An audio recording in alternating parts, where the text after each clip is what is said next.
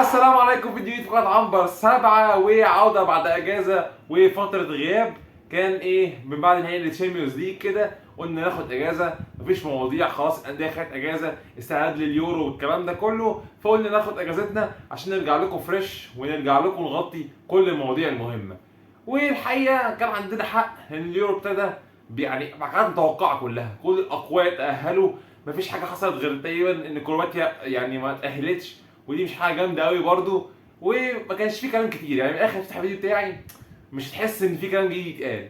ولكن لما زقنا بقى دور 16 دور 8 كان لازم نرجع، ورجعنا في يوم ضرب النار: اسبانيا والمانيا، برتغال وفرنسا، وتاني يوم هيبقى هولندا وتركيا وانجلترا وسويسرا. فابتدى تسخن الكلام، ابتدى يكتر، وفي فرق لازم نتكلم عليها لان هي بتقدم عبث، وفي انديه لحد دلوقتي مكمله، منتخبات قصدي مكمله بالبركه. فتعالوا نشوف ايه اللي بيحصل في اليورو. بس قبل ما نبدا عايزين ندعي لاخواتنا في الثانويه العامه. الفيديو موجود في القناه، ذاكر وبتعالى لي، ما تقعدش تقول بقى اصل عنبر 7 هو اللي سقطني. عنبر 7 مش عنبر 7، مش دعوه، انا بخلي مسؤوليتي اهو. وطبعا ندعي لاخواتنا في فلسطين ان شاء الله الهمه والكرب ده ينزاح، وان شاء الله يرجعوا حياتهم الطبيعيه من تاني. تعالوا بقى نبدا كلام عن اليورو. والحقيقه دور 16 هو اكد على اللي حصل في دور المجموعات، بمعنى ان منتخبات زي انجلترا، فرنسا، برتغال، ايطاليا كانت وحشه في دور المجموعات وفضلت وحشه في دور ال 16. عشان في ناس تفضل تقول بس اصل دور المجموعات هو دور يعني الناس ما بتظهرش فيه جامد، وانه دور عارف تعدي فيه والكلام ده كله.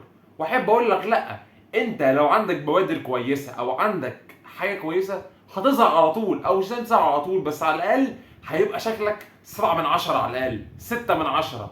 لكن يبقى ادائك 4 و5 من 10 ده مش مقبول.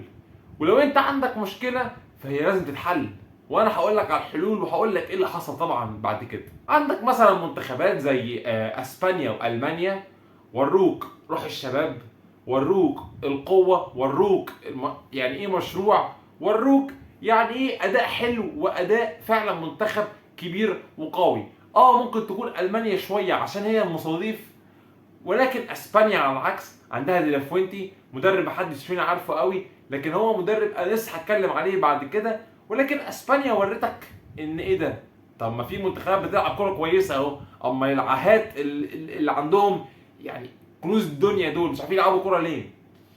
عندك بقى ثالث نقطة منتخبات الحصان الأسود، عندك النمسا، عندك رومانيا، كلها منتخبات أدت بشكل جيد جدا وورتك إن الكورة مش إمكانيات بس، لا الكورة فيها كل شيء، أي منتخب ممكن يعمل أي حاجة. فتعالوا بقى نخش واحدة واحدة في التفاصيل. وأنا بصراحة حابب أتكلم عن الفرق الكبيرة، لأن اللي بيعملوه ما يتسكتش عليه بصراحة.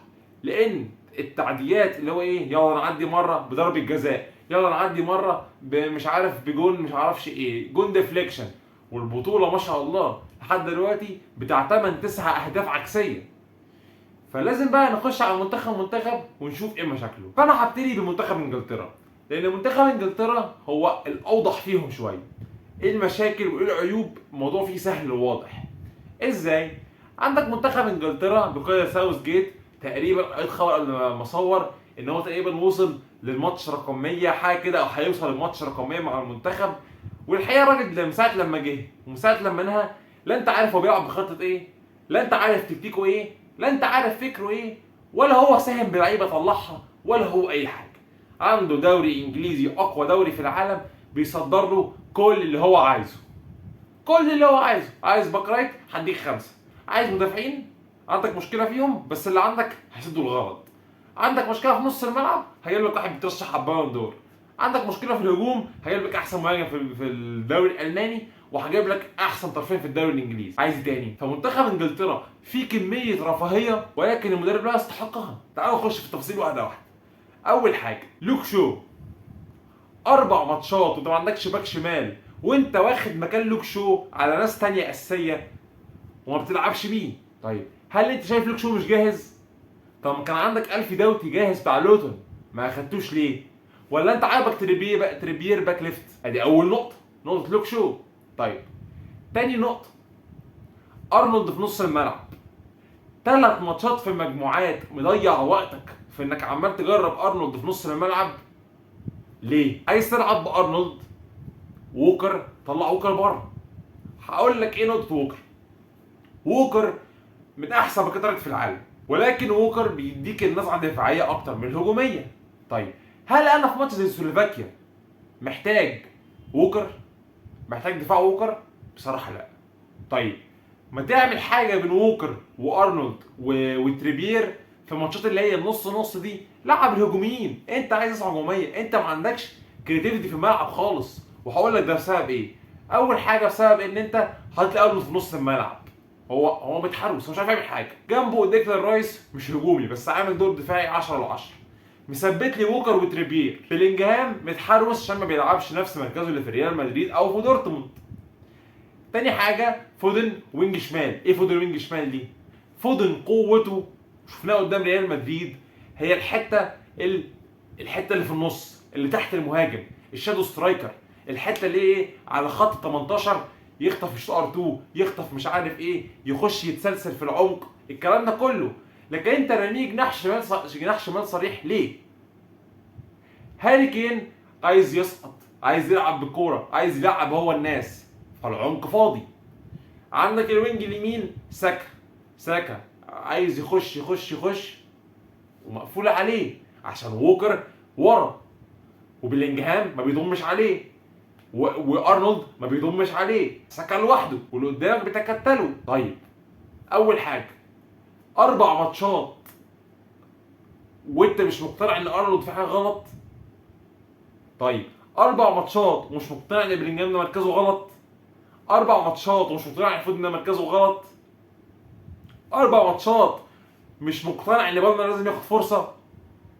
ما كل دي اسئله، اصل دي مش مشكله. يعني ايه؟ انت عارف لو عندك نقص في الكواليتي هقول لك انت مجبر. عارف انت عندك لو عندك مثلا مشكله، يعني انت ما عندكش اي مشكله، يعني الاداء اللي انت بتقدمه ده انت ما عندكش فيه مشكله. يعني انت مثلا ايه، في انديه عايزه تحاول مثلا او كده بتقول ده عندها نقص في المركز ده. انت عندك كل حاجه، فايه اللي معطلك عن لعب كوره طبيعيه؟ انا ما بطلبكش بكوره اسبانيا، انا ما بطلبكش بكوره خارقه. ايه اللي معطلك عن لعب الكوره؟ اللعيبه مش عايزاك. طيب ما احنا عايزين نفهم ايه سبب ان منتخب بحجم انجلترا مش قادر يلعب، وفي حين ان منتخب زي رومانيا والنمسا بيلعبوا كوره احسن منك. وهو مين في النمسا؟ ده نجمهم سافيتزر اللي انت عندك في الدوري بتاعك يونايتد مشاه. طيب في الاخر كده يا كابتن مامبي، ايه التشكيله اللي تلعب بانجلترا؟ انا بقول لك اهو بيكفورد. في الماتشات الكبيره خاصه دخلنا على سويسرا بالكلام ده لازم بقى ووكر، ودخلنا على المراحل الصعبه ووكر، ستونز، جيهي، وللاسف تاخره في بدايه لوك شو خليتني دلوقتي مش عارف احط لوك شو. لو هو اتزنق قدام سويسرا يحط لوك شو مشكله.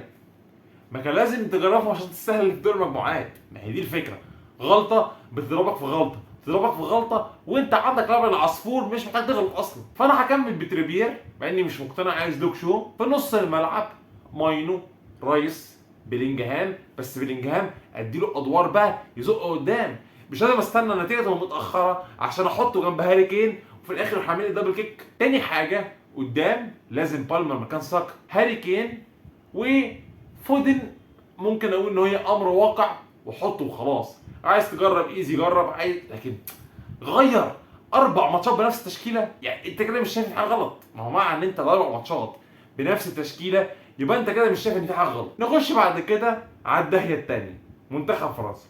منتخب فرنسا مش عايز اطول فيه كتير لان هو شبه معضله انجلترا. عندك لبن العصفور ديشامب معرفش ايه وكده. مشكله فرنسا بالنسبه لي ان فرنسا بحسها بتلعب ب 10% من قوتها، اللي هو ايه، توجعوش دماغي، انا عارف ان انا هصعد وعارف ان انا هوصل نهائي مستريح، اوجع دماغي ليه؟ وشوف ان ده في كاس العالم اللي فات وكاس العالم فرنسا اللي كسبته واليورو اللي فرنسا خسرته مرتين ورا بعض، فرنسا بتلعب على قد المجهود. شفنا فرنسا ما لعبتش غير لما ارجنتين جابت فيها 2-0، نزل بقى كامافينجا باك شمال وعمل، فانت عارف ان فرنسا عندها، بس هي محوشه الكلام ده كله معرفش ليه.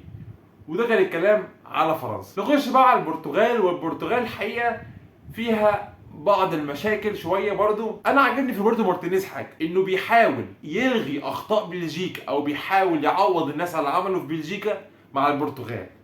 هل هو في حاجه مساعداه؟ ان في كواليتي مساعداه انه يغير التشكيله، لان كان ببساطه شديده جدا مضطر في بلجيكا يلعب بثلاثه وما اعرفش ايه عشان يعني يرضي فيرتونخن والدرفايلد اللي هو ما يعرفش يلعبوا غير في الثلاثه والكلام ده كله. وعنده بقى دي بروين وهازارد، فعنده اسامي قليله وبيلعبوا في طريقه واحده بس، فهو كان مجبر على الشكل ده مع بلجيكا. فلما اخذ فرصه مع البرتغال، لا شفناه بيحاول يهاجم، بيحاول يغير الطريقه، فانت حاسس ان الراجل ده افضل بكتير من نسخته مع بلجيكا. طيب ايه مشاكل البرتغال؟ اول حاجه مشكله البرتغال اول ماتشين انه كان نص الملعب بيختاروا بطريقه عشوائيه، يعني ما كانش بيلعب بلينيا، ما كانش بيلعب بالناس الدفاعيه في نص الملعب، كان سايب فيتينيا هو رقم 6. فيتينيا ده مش دوره، فيتينيا هو اللعيب رقم 8 البوكس تو بوكس اللي يعمل لك حلول وايه، يقعد يعمل حلول بتاعته. مشكله البرتغال ايه؟ ان التكتيك في الاخر تحسه ان انا اعرض لكريستيانو رونالدو، كله بيلعب لخدمه كريستيانو رونالدو. دي مش حاجه وحشه، ولكن في ماتشات كتير وبالنسبه لسن رونالدو هو خلاص مش قادر، يعني لياو عمال يرقص ويتحفرك يروح معرض لرونالدو، برناردو سيلفا يعمل مش عارف ايه يعرض لرونالدو، كانسيلو مش عارف يعمل ايه يعرض لرونالدو. رونالدو مهم ومفيد وكل حاجه، بس اللي قدامك حفظه. تاني حاجه انت محتاج لحلول في ارض الملعب، مش معقوله كل حلولك من كانسيلو بس. فين جواو فيليكس؟ تغيير جوتا اللي انت بتعملها، تغيير جوتا اللي انت بتعملها دي، جوتا احسن مركز ليه هو انه يخش يضم جنب كريستيانو اللي هو السكند سترايكر، اللي هو يلعب ايه بين الخطوط ويخش كفينيشير كواحد زي ده في البوكس. ما ينفعش ده يبقى كارت الشوط الثاني، لان انا ما عنديش صناع لعب.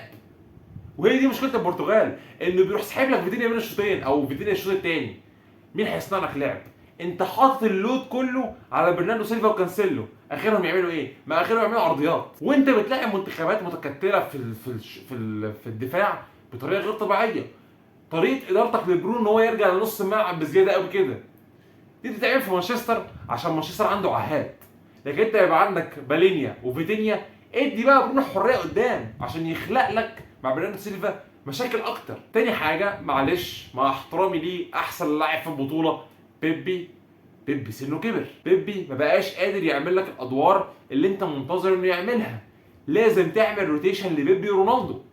4 ماتشات كلهم بيلعبوا 90 دقيقه، بصراحه علامه استفهام. شفت عيبها وخطورتها في ماتش سلوفينيا في الاكسترا تايم، بيبي عمل لك الغلطه من قله البدني، ورونالدو ابتدى مردوده في الاكسترا تايم يقل. ولا بقول لك ما تلعبش بيه، بس رونالدو وبيبي بقى لازم يكون ليهم اعاده نظر تاني في الروتيشن. طبعا للاسف انت برضو عملت نفس غلطه انجلترا، انك ما عملتش الحاجات دي من بدري، فطبعا مش هيجي لك الجرأه انك تخرجهم في فرنسا مثلا، فهتلعب بيهم اساسي، فهتستمر نفس المشاكل تاني، بس ممكن تصلحها بشويه حاجات. اولا انت عملت فكره كويسه جدا لويس سلوفينيا. عملت ايه؟ لما ابتديت تستخدم جواو بالينيا، ابتديت تسقطه بين بيبي وبين روبن دياش، وابتديت تحرر نونو مينديش وكانسيلو. دي فكره ممتازه جدا، ولكن زود عليها شويه حاجات بقى. خلي فيتينيا يقود بيك الهجوم، وبرونو يبقى قدام بقى تحت كريستيانو. لكن برونو بعدته ورميه ناحيه اليمين دي سحب منه كتير قوي، لان كلهم في الاخر عايزين يعملوا ايه؟ يعرضوه لكريستيانو. لا لازم طريقه سياسه اللعب تتغير بقى. فرنسا خد بالك هتلاعب صليبه، تعمل ايه قدام صليبه؟ نخش بقى على منتخبين زي اسبانيا والمانيا. منتخبين زي اسبانيا والمانيا بيقدموا لك كوره حلوه، وتعالى نشوف بقى ايه الاسباب. عندك اسبانيا بقياده جوزيه دي لافوينتي، ودي لافوينتي الحقيقه واحد يقول لي مين ده؟ هقول لك ببساطه ده جدا، دي لافوينتي ده من 2013 ل 2012 بيمسك منتخبات اسبانيا تحت الاعمار السنيه، وده اللي مديله خبرات المنتخبات. هو انت تعرفش ده مين ولا تعرف ده ايه ولا ايه، بس انت عارف ان ديلفوينتي ده ايه، ليه خبره في المنتخبات، عارف ازاي يدير، ومتعرف على كل اللعيبه دي. كل اللعيبه دي كانت معاه، سواء بقى الكبار او الصغيرين، كانوا معاه في الفترات السنيه من فترات سابقه. فاسبانيا ميزتها ايه؟ اسبانيا اسرع منتخب بيسترد الكوره. اسبانيا من اكتر المنتخبات اللي عندها استحواذ على الكوره. اسبانيا بتلعب لعبها اللي هو ايه، انا مش هالف كتير، احنا اسبانيا بتوع ايه؟ بتوع استحواذ. ايه مشكلتنا في 2018 في روسيا؟ ان انا كنت بستحوذ على الفاضي. طيب انا بقى هلعب باسلحتي على طول، يامال ما اعرفش ايه، وانزل عندي افتكاك قوي جدا في نص الملعب من رودري وفابيان رويز اللي بيقدم بطوله بالمناسبه. فابيان رويز جامده جدا، الناس مش مركزه معاه ليه مش عارف. عندك لامين يامال جاي لك فورمه. عندك موراتا، بصراحه اللعيب ده هو اللعيب السبعة من 10 يعني. عندي مهاجم فاهم. وكارفاخال جاله بفورمه عاليه جدا. ومنتخب اسبانيا شكله حلو. يامال في ناس كتير بتسال ليه يامال بيخرج في الدقيقه 81 وكده. يامال في قانون في المانيا ان بعد ساعه معينه ما ينفعش واحد تحت 18 سنه يؤدي وظيفه. فيامال بيتخذ عليه غرامات بالساعات، فلو الماتش مستريح وكده بيخرجوه بدري وخلاص طالما ضامنين نتيجه. فاسبانيا احلى كوره، بيستردوا كوره باسرع وقت. شوف الضغط العالي عامل ازاي، شوف الاستحواذ على الكوره عامل ازاي. شوف ماتشهم قدام جورجيا اللي كانت شمت نفسها قدام البرتغال، نوش مش عارف ايه، كانت اسبانيا طحنتها. اللي هو ايه اكتر حاجه مقرفه على فريق صغير انك تديله الكوره تضغط عليه عالي. لا ومش تضغط عليه عالي وبس، لا انت تضغط عليه وباحترافيه من منتخب اسبانيا. فانا بالنسبه لي منتخب اسبانيا هل مرشح؟ طبعا.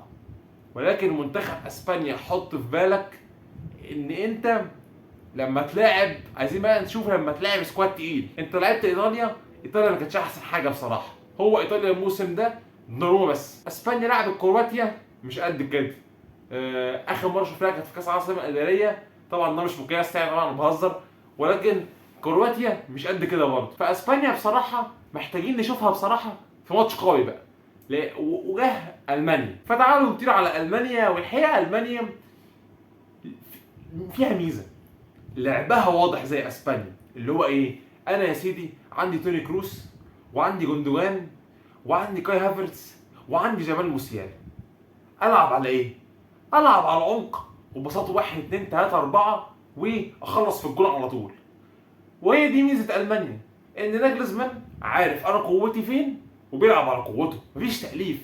دي الميزه في منتخب المانيا. على فكره منتخب المانيا كسكواد مش اعظم حاجه، ولكن منتخب المانيا زي منتخب اسبانيا عارف انا هويتي ايه يا اخوانا، وعندي ايه، عندي اسلحه وعندي هويه. اضرب في الخلاط يطلع لك اسبانيا والمانيا. وبصراحه انا زعلان ان هم لعبوا بعض بدري كده، لان الاثنين هنخسر كوره جميله من الاثنين. المانيا ايه مشكله المانيا؟ انا بالنسبه لي مشكله المانيا هتواجهها قدام اسبانيا. هتعمل ايه لما يكون قدامك ديفندر قوي؟ هتعمل ايه لما يكون قدامك فرقه بتدافع كويس جدا في العمق؟ لان انت كل لعبك عمق، كل الاهداف سواء جوندوجان توني كروس. طبعا هي ميزه المانيا ان هي عندها فكر واحد، ولكن اللي بيقدم لها الفكر ده عبقري. اللي هو توني كروس رقم 1 في مركزه، جوندوجان في حته اللي هي نص الملعب اللي هو ايه زي حمدي فتحي كده، اللي هو ايه تكتيكات كولر وفايدر دي. جوندوجان رقم 1 حتى مع السيتي جوارديولا خلص دوري بيها. هافرتز بصراحه فورمه كويسه، فينيشر زي الزفت، ولكن مقدم لك حته العمق دي فوق الوصف. جمال موسيالا مين احسن منه في الفنتات الصغيره اللي بيجيب لك ضربات الجزاء والفنتات اللي هي في نص في العمق دي. فالمانيا واسبانيا ماشيه على وتيره واحده. انا بس اللي مستوقفني عايز اشوفها قدام منتخبات قويه. المانيا لما لعبت منتخب قوي زي سويسرا متكتل كويس، عنده ديفندر كويس زي جرانيت شايكا، شفت العذاب اللي هي فيه ومش عارفه تعدي ومش عارفه تعمل ايه. ما اتحلتش غير لما نزل فولكورج في الشوط الثاني. وعندك بقى اندريخ في نص الملعب برضه، ده ما ننساهوش. اندريتش ولا اندريخ في نص الملعب ده برضه بيكمل الموسيقى اللي انا بتكلم عليها، موسيقى العمق. عندك بقى لما بتحب تروح على الطرف بيبقى ليروي سانيه. فده ببساطه منتخب المانيا واسبانيا. انا زعلان ان هم هيلاعبوا بعض، ولكن احنا محتاجين نشوفهم في تحدي قوي بقى بصراحه. ناقصني محاوله بسيطه بقى هولندا وتركيا والكلام ده. هولندا هي هولندا اللي انت عارفها من زمان، عندها بعض الخبرات وعندها لعيبه كويسه شباب. هولندا الكره العصريه بساط تيكي تاكا معرفش ايه، فما فيهاش جديد بصراحه. عندك تركيا روح الجرينت، عارف الفريق اللي هو 6 من 10 7 من 10 ده اللي الطريق قدامه فاضي فبيقعد يتاهل. هي تركيا كده. والنمسا كانت نفس الكلام، لو اي حد فيهم اتاهل هو فريق 6 7 من 10. الفريق اللي قاعد فيها حسام اسود اللي لما بالطريق يبقى فاضي في الاول وتلاقيه عدى راح نص النهائي ولا حاجه. فده نفس الفكره. عندك اخر حاجه انجلترا وسويسرا. انجلترا اتكلمت عليها خلاص. سويسرا منتخب جيد، مدربه مراد ياكين، ماتش رقم 39 معاهم، بيلعبوا ب 3 4 1 2، قصدي 3 4 2 1 قصدي. منتخب كويس، منتخب سريع، بيدافع كويس، بس منتخب 7 من 10. اللي هو انت عارف ايه، اللي هو اول ما يلاعب فريق قوي زي تركيا والنمسا، قصدي الناس دي يعني لما بتلاعب فريق قوي بتروح مروحه باي باي. زي بلجيكا برضه، هو منتخب 7 8 من 10 لما بيلاعب حد انت بس عارف انه مستنيه يلاعب حد قوي وهيروح باي باي هو كمان. فبس تعالوا بقى نخش على فقره التوقعات. وفقره التوقعات انا بالنسبه لي برتغال وفرنسا، انا برشح البرتغال. على فكره في حاجه تاريخيه ان في 2016 لما البرتغال كسبت اليورو والريال كسب الشامبيونز ليج ومانشستر يونايتد كسب الاف اي كاب، ودي الحاجات اللي اتكررت السنه دي. مانشستر يونايتد كسب الاف اي كاب وريال مدريد كسب الشامبيونز ليج. فلمحبين التاريخ ومحبين الصدف فده ممكن تحصل تاني السنه دي. وانا هختار البرتغال بقياده كريستيانو رونالدو، لان كفايه كده على فرنسا. فرنسا اللي بتلعب بنص قوتها معرفش ليه، عندها كميه رعونه معرفش ليه، فغوري في داهيه سيب البرتغال تعدي ويكفي على الشامب كده بصراحه. عندك بعد كده اسبانيا والمانيا. انا بالنسبه لي الماتش ده انا زعلان عليه، ولكن انا بقول حامل البطوله هيخرج واسبانيا هي اللي هتكمل، وفي كده في نص النهائي هيبقى البرتغال واسبانيا. طبعا في فيديو بعد دور 16 قصدي بعد دور الثمانيه عشان نتكلم على نص النهائي والتوقعات بتاعته. الناحيه الثانيه هولندا وتركيا، انا بقول ان المفاجات هتستمر وتركيا هتكمل على هولندا. عندك بعد كده اخر حاجه انجلترا وسويسرا. بصراحه سويسرا قد ايطاليا، ولكن انجلترا هتكسب بطريقه ما، بيلينجهام ولا هاري كين هيخطف في الدقيقه 90 ولا حاجه وانجلترا تكمل. يبقى كده نص النهائي بتاعنا انجلترا تركيا واسبانيا والبرتغال. اتمنى يكون الفيديو عجبكم، اتمنى تكون العوده حلوه، ويلا سلام.